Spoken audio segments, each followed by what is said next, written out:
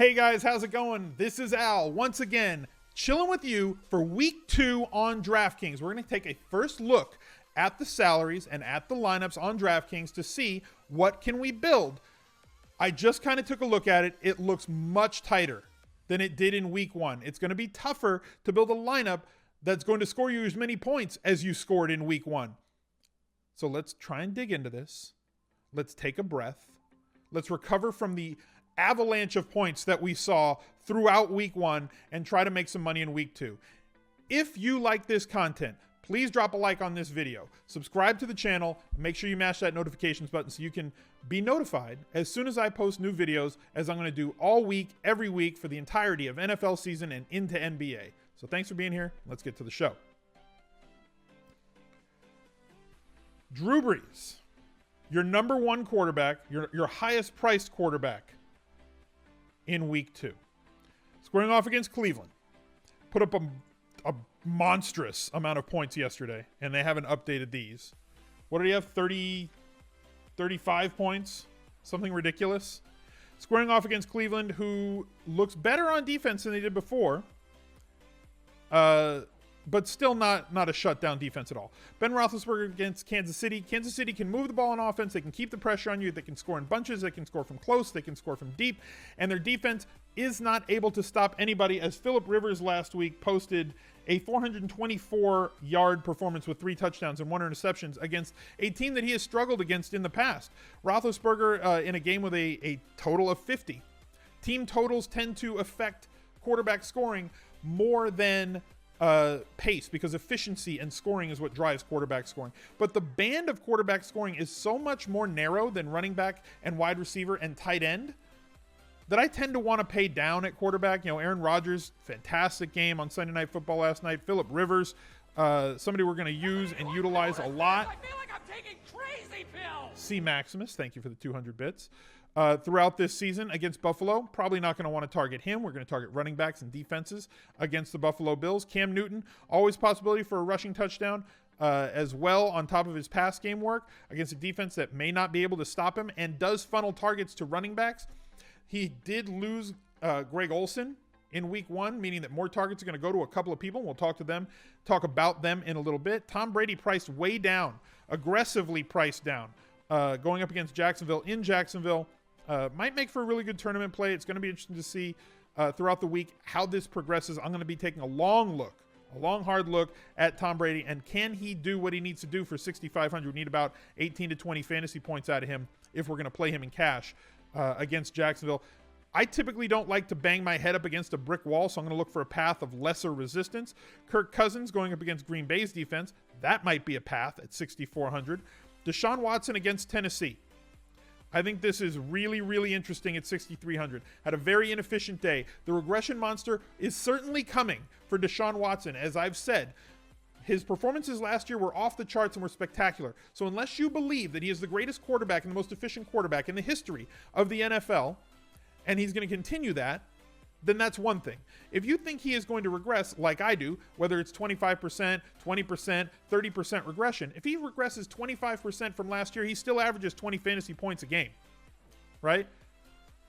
So Deshaun Watson at 6,300 does look like somebody who could pay off this salary against a Tennessee defense and a Tennessee team that may not have Marcus Mariota at starting quarterback this week because of the hand injury that he suffered in week 1.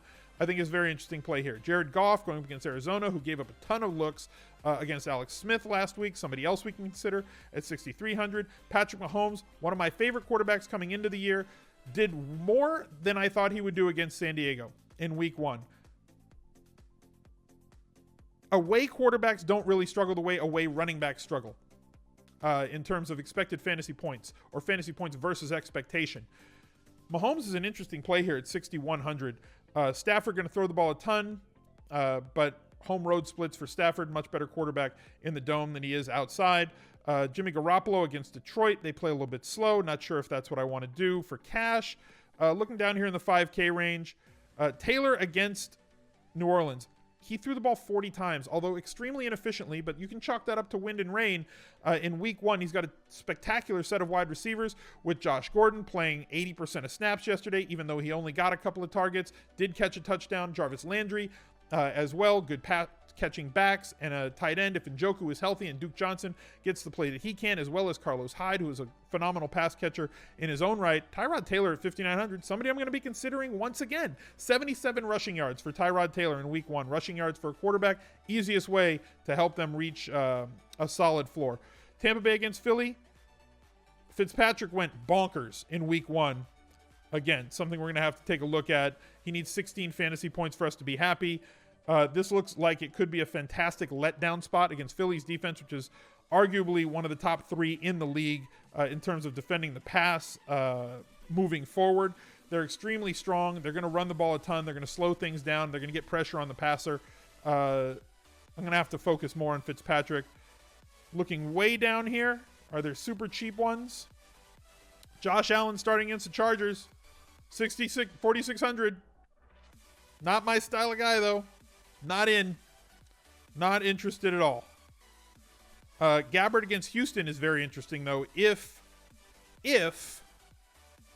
Marcus Mariota doesn't start, 4,700 for Blaine Gabbard, or Blaine Babbert, whatever you want to call him, is going to be extremely intriguing to me for both tournaments and cash at 4,700 on a week where it's extremely tight. I will punt quarterback.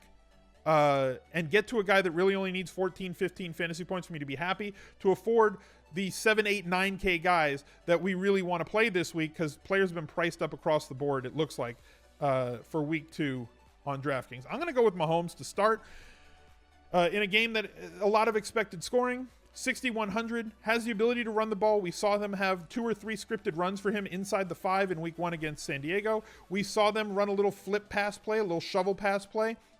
Boosting his touchdown expectation, to me at least, moving forward. If they're going to not just do handoffs, they're going to do little shovel passes around the goal line, increases his possibility of having multiple touchdown days. And Tyreek Hill has been ridiculous with Mahomes at quarterback. A target percentage through the preseason from Mahomes of over 30%, and mirrored that in week 1 as well. So I'm going to stick with him. Looking at some running backs. Alvin Kamara at 95, or Todd Gurley at 92 against Arizona, that just gave up a ridiculous day to Adrian Peterson, the venerable Adrian Peterson, and Todd Gurley as good as it gets. Kamara, 9,500, going against Cleveland. We saw him get 17 touches. It's going to be the same question. At home, fantastic offense, game flow independent. So is Gurley, right? I think you're going to want to have one of these two in your lineups, at least early week, but I don't know if we can afford them. We're going to find out, and I might have to pivot down a little bit later. Melvin Gordon, we'll try and maybe save them for flex and see if we have it. Melvin Gordon against the Bills, gimme. It's that simple to me. Melvin Gordon against the Bills, just gimme. If they're ahead, it's going to be because Melvin Gordon got 20 carries and probably got a touchdown on the ground. If they're behind, which I doubt they're going to be behind in this game, as they're more than a touchdown favorite going in, 9 catches on 13 targets for 102 yards in week 1 against Kansas City.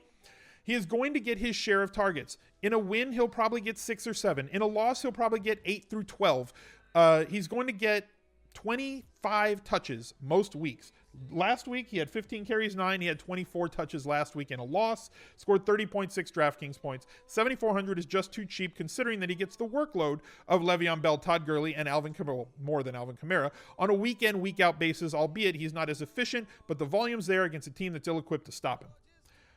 Coming down the list a little bit, Fournette injured. They priced up Yeldon a little bit. Christian McCaffrey, Atlanta likes to funnel targets to the middle of the field, especially to running backs. The last 2 seasons, Atlanta gives up more catches to opposing running backs than anybody. Christian McCaffrey catches more balls than any running back that's in the league. So this is a puzzle piece fitting here. His prices come up from 6,400 to 7,000. Hard for Christian McCaffrey to get a bonus for you on DraftKings. Getting 100 yards rushing going to be a chore unless he busts a long one, which he does have in his locker, but he's got to do that in order to get 100. He's not going to get there on 20 carries. What did he have last week? 10 carries? I think that 15, like Alvin Kamara type usage, right? 15 to 20 touches a week is something you're going to see a lot from McCaffrey. This is a week where he should get his 6, 7, 8 catches.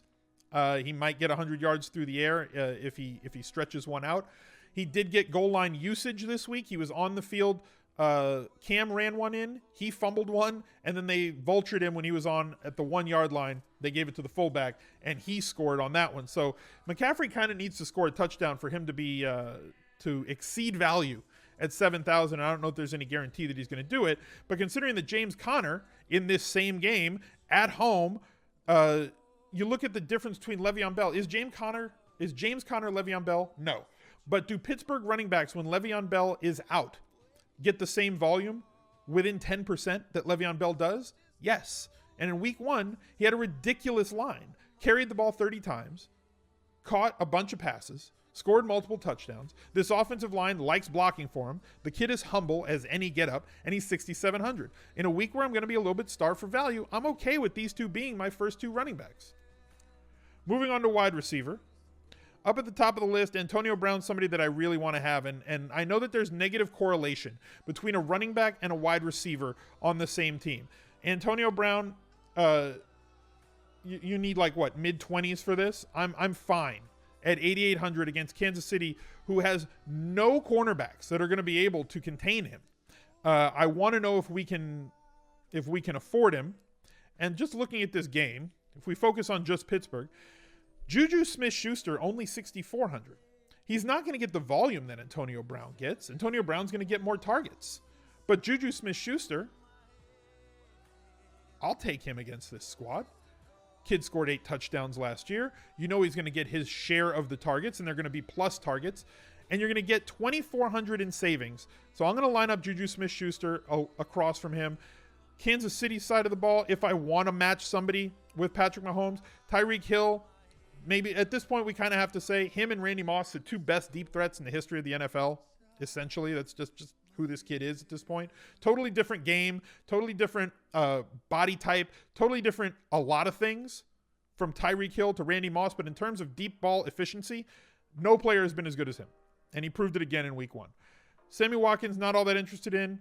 Thomas caught that little flip pass around the goal line. He's 3,300. Didn't get a lot of targets. I don't know that I want to play a pass catcher with him. Travis Kelce, 5,900 at tight end. Also not what I want to go with. So before we get to the rest of this lineup, as we do on the first look every week, I don't want to pick a defense yet. I don't. So what I do is I plug in a 3K defense without looking. Whoever's 3K just goes in the lineup. We will pivot up and down from there. I use the defense because it allows me to see what my average remaining salary per player is going to be. At tight end, Gronk, 7,000. How do you move him off of 6,900? Just leave him at 6,900 all year. Just do it. Damn it. Now I'm tilted. I'm wearing a shirt that says do not tilt, and I'm tilted because Rob Gronkowski got bumped by 100 in a situation where he clearly should just be 6,900 all year long. Moving on. Zach Ertz, Kelce, very expensive. Greg Olsen, injured. I don't buy into the backup tight end on Carolina when Greg Olsen is injured. I buy in to Christian McCaffrey. I mean, while we're here, why don't we just talk about it? I buy into Devin Funchess. Ridiculous splits in terms of targets, in terms of catches per game, in games where Olsen is out versus Olsen being in. I know that Atlanta mutes wide receiver, scoring and efficiency, but at 4.7K, we don't need that much. He's not 6,500 or 5,800 where we need a higher score to pay off. We need 13 fantasy points from him. That's 5 catches for 80 yards. This is if he catches a touchdown, he immediately reaches value. This is a player that at 4,700 I think is underpriced this week, albeit in a tougher matchup than we're usually looking for. I just think he's too cheap to ignore. At tight end, we just said the top guys are the top guys. Jordan Reed got a lot of usage, got bumped up from 4K to 5K. Jimmy Graham did kind of what I thought Jimmy Graham would do in this Green Bay offense. Oh my God, Jimmy Graham's going to get balls from Aaron Rodgers. Aaron Rodgers favors wide receivers, not tight ends. I'm not going to be playing Jimmy Graham until he's much cheaper. And he's going against Minnesota, who is an extremely tough defense. And I can't. Kyle Rudolph did not run a ton of routes yesterday. He's a touchdown only guy for me, not somebody I look at in cash. I want volume. Jack Doyle against Washington. 4K, you're going to get 10 targets. Andrew Luck not throwing the ball downfield just yet. Eric Ebron is a thing. He's on the team, but he's the inline blocking tight end. Jack Doyle out there running routes. a majority of the time, has a quarterback that can't throw the ball to the outside the hash marks as much as he wants to, throwing it short and middle of the field. That feeds right into Jack Doyle. I think he's in play this week. George Kittle, also in play for me this week at 3,800, going up against Detroit. Got a good amount of targets yesterday. Got a really good amount of snaps and routes run. Like him a lot. Let's look for if there's a cheaper option that we can maybe target here. Ben Watson against Cleveland. You buying into the flow chart? I don't have his targets from yesterday. Njoku against New Orleans, if he's healthy. Right now, we know that he played 78 of 89 snaps yesterday. This is a dude who played 40% of the snaps last year for whatever reason, and this year he's going to play 85% of the snaps. His production can't help but go up. I need him to be healthy. If he's healthy at 3K, I really, really, really like David Njoku this week, especially because we need the money, right? Limped off the field with an undisclosed injury, made it back. I'm going to check Wednesday, Thursday, Friday practice reports. It's Monday, guys. It is Monday at 10:30 a.m. Pacific time. Right now, I can't commit to David Njoku, but I really like David Njoku this week if healthy. Jesse James saw a lot of work last week. Again, it came against Cleveland.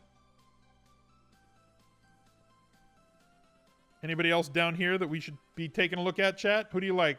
That's true. Tennessee. Delaney Walker broke his leg. He is going to miss the rest of the season. Jonnu Smith going to see a massive uptick in his 3,100. One of his 3 targets for 12 yards in week 1.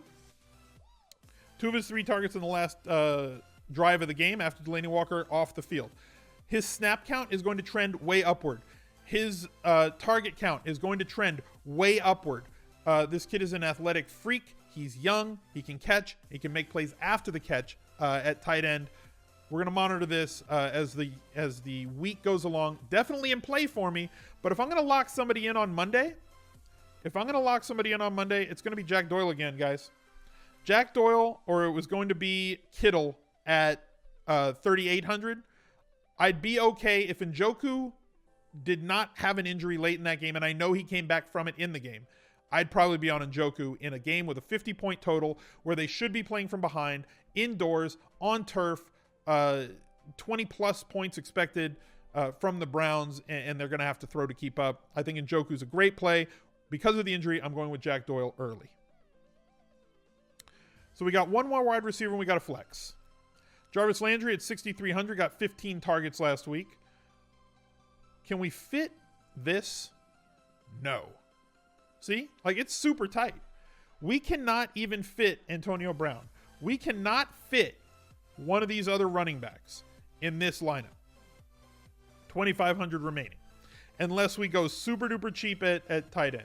Or super duper cheap at DST and tight end. Which we can do.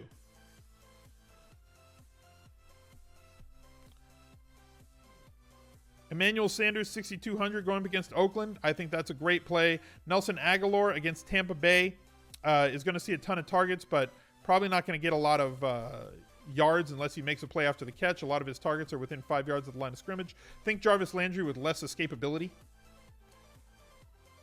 Not going to play Devontae Adams up against Minnesota. Larry Fitzgerald, maybe. It's Landry or Sanders for me, to be honest. In this range that I prefer there. Cooper Kupp against Arizona at 5,500 I think is most definitely in play. Cooper Kupp doubling up the next highest target on the Rams in terms of red zone usage last year. And at only 5,500, a very good play against a defense that kind of gave it up this week. Kenny Golladay I like a lot, but I don't know if I like him this week. I don't know if the usage is going to be there. I like him in season long. Just don't know that I love him right now. Danny Amendola saw some targets. Did okay yesterday. Didn't really blow it out. Ryan Grant, 9 targets for Indy, but 4,300, not exactly what I want to do. I really like to have a running back. If I can't have Gurley, I want to have Kupp. In the flex, that leaves me 6,200. Kareem Hunt against Pittsburgh might be too much of that game. Marvin Jones Jr., Sanders. How many targets did he end up with? 11 targets yesterday. 11 targets is a lot of targets, guys. Playing way more in the snap this year than he did last year. Freeman, still injured. We're going to have to look at this and see if he's going to play this weekend. We'll know Wednesday, Thursday, Friday practice reports. Pay attention to those. I'll be back on Friday for the Q&A. We'll have way more information then than we have now to know if he's going to play. If not, Tevin Coleman going to get all the snaps there for Atlanta against, again, though, in a bad matchup. Kelsey, Woods, Drake, Josh Gordon at 5,800. I mean, I like having a running back. I really, really do. But Manny Sanders at 6,200 does feel like the play. We can optimize this for late games. Denver playing the latest game of the week, so I'm fine having him in the flex. Always move your latest playing player to the flex because DraftKings has late swap, meaning that until that game kicks off, you can swap that player to somebody else if you have a shot at getting at the top of a tournament. That's going to do it for this first look, guys. Thank y'all for being here. Appreciate it a lot. Appreciate all the support on YouTube, the new subs, the comments, the likes. You guys have been amazing. Love you guys. Click like on this video. Subscribe to the channel. Click that notifications bell to make sure that you get notified every time that I'm got new content posted here to the YouTube channel. Click one of these two videos right here, and I'll catch up to you guys later. Bye.